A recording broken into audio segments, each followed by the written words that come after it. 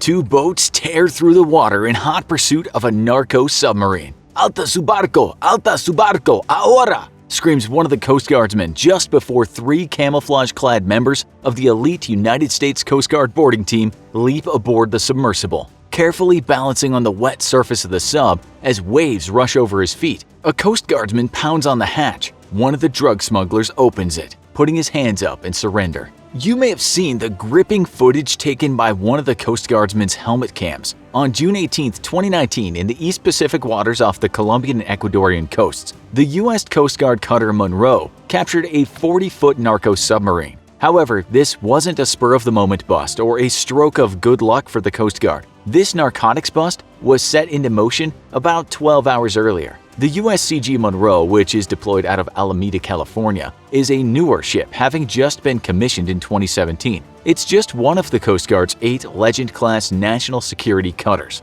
These ships featured advanced command and control capabilities, aviation support facilities, and increased endurance, making them perfectly suited for long-range patrols. The Monroe is 418 feet and can carry up to 148 crew depending on the mission and configuration. Early on in the morning of June 18th, the Monroe's commanding officer, Captain James Estramonte, received intelligence on a suspected narco submarine from a Navy P-3 surveillance aircraft, which was patrolling the Pacific Ocean roughly 200 miles west of the Colombian-Ecuador border. Submarines filled with drugs sound like the stuff of movies, but they've recently become a favorite way for cartels to transport illegal drugs secretly beneath the waves. Now, these aren't military-grade subs, with most only able to descend a few meters below the water at most, but that can often be more than enough to smuggle thousands of pounds of drugs like cocaine without detection. The suspected narco sub had been spotted heading north, some 250 miles away from the Monroe's current position. Based on that initial intelligence, the Coast Guard estimated that the smugglers had around 1,000 miles left to go before they would reach the United States. Captain Estramonte ordered the cutter's speed increased to 25 knots or 28 miles per hour in order to catch up with the illegal vessel. While en route, Captain Estramonte and the crew of the Monroe would devise their plan for how to take on the illegal narco sub,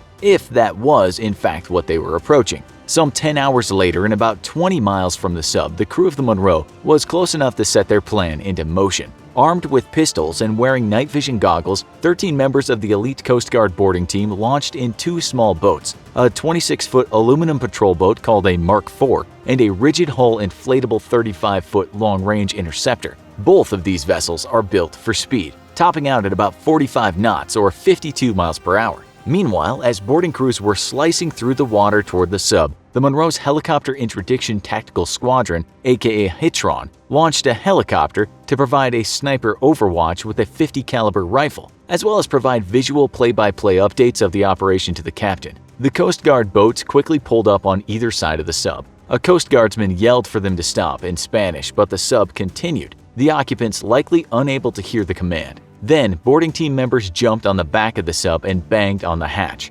finally alerting the crew to their presence. Fortunately, the smugglers quickly surrendered without a fight, though the boarding team was prepared for an altercation. 5 suspected drug smugglers were arrested and handed over to the Drug Enforcement Administration. The Coast Guard spent the next 12 hours unloading the huge haul of cocaine from the sub. They seized more than 17,000 pounds of cocaine, worth an estimated $232 million, making it the Coast Guard's largest single seizure since 2015. Then, after a final sweep for contraband with photos taken for evidence, the sub was intentionally scuttled. This dramatic bust is only one episode in the long-running cat-and-mouse saga between the Coast Guard and drug traffickers. Throughout the 1980s, speedboats were the main drug-running weapon of choice for narcotics traffickers. The authorities fought back by deploying fast ships of their own. The cartels began to focus on smuggling cocaine concealed in products via cargo ship.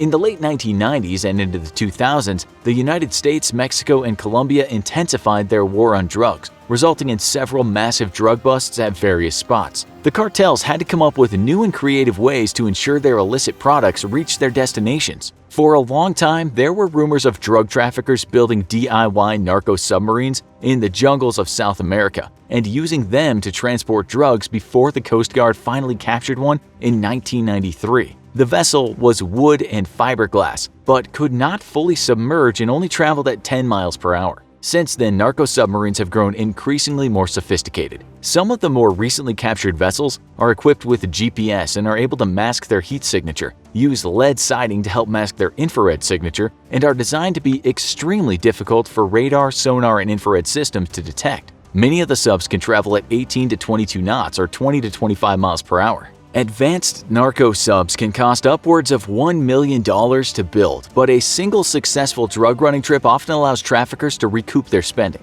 The average narco sub is 40 to 50 feet long and can carry thousands of pounds of narcotics. U.S. authorities have captured vessels carrying as much as 7.5 tons of cocaine, with an estimated street value of $180 million. Narco subs also carry other illicit cargo such as weapons and cash. The Coast Guard actually classifies narco submarines into 4 types: low-profile vessels or LPVs, the top of which sit just above the waterline. These vessels aren't entirely submerged, but they're difficult to spot. Usually their tops are painted blue or in a way that makes visual spotting hard. The sub captured in the June 18th bust would be considered an LPV. Semi-submersible narco submarines are very similar to LPVs, the difference being that they can completely lower themselves below the waterline except for a snorkel-like tube or air duct to provide air to the crew.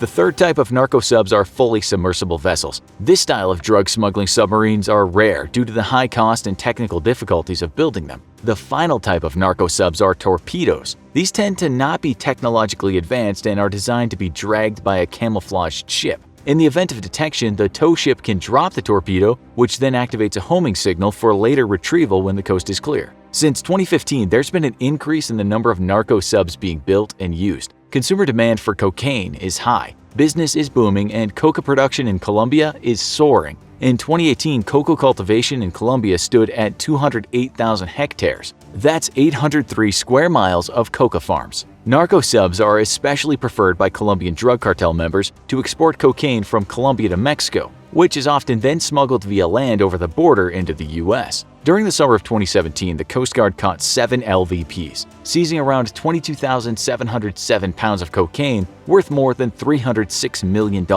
In August and September of 2018, the Colombian Navy captured 14 semi-submersibles in the Pacific Ocean, more than 3 times the number of vessels captured in 2017. According to a U.S. Foreign Military Studies Office report, 80% of the drugs smuggled into the U.S. in 2012 came from maritime routes. 30% of the drugs that arrived in the U.S. by sea were transported via narco submarines. About 85% of the cocaine smuggling between South America and the U.S. takes place in the eastern Pacific Ocean. Authorities prefer to stop the drug smuggling on the ocean before it reaches land because it reduces violence and maximizes the impact of cargo loss. When a narco sub successfully transports a load, upon arrival the drug packages are immediately broken into smaller loads for distribution, which are much harder to detect. As dispersal happens, the potential for violent incidents to occur rises. Currently, the U.S. Coast Guard is only managing to stop an estimated 11% of the vessels that pass through the East Pacific. The authorities have visibility on the majority of smuggling traffic, but don't have the capacity to address all the nefarious activity.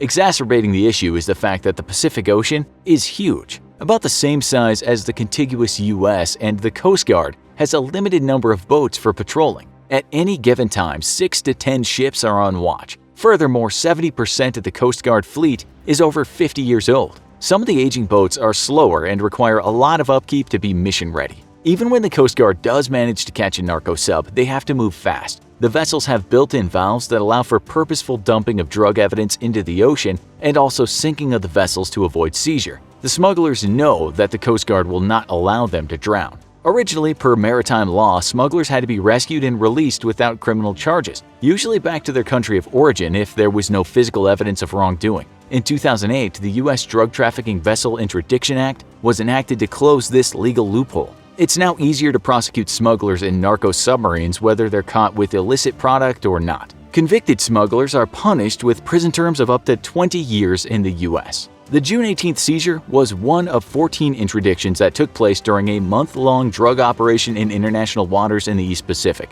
During the mission, over 39,000 pounds of cocaine and 933 pounds of marijuana, worth over $569 million, ended up being seized by the Monroe and 2 other Coast Guard cutters. In honor of the successful mission, several dignitaries attended a narcotics off-boarding event hosted on Naval Air Station North Island in San Diego, California. Vice President Mike Pence gave a speech welcoming the Coasties home and praising a job well done. Have you heard of any crazy missions the U.S. Coast Guard has done other than rescuing people lost at sea and stopping smugglers? Let us know in the comments. Also, be sure to check out our other video, The Insane Way El Chapo Escaped Prison. Thanks for watching, and as always, don't forget to like, share, and subscribe. See you next time.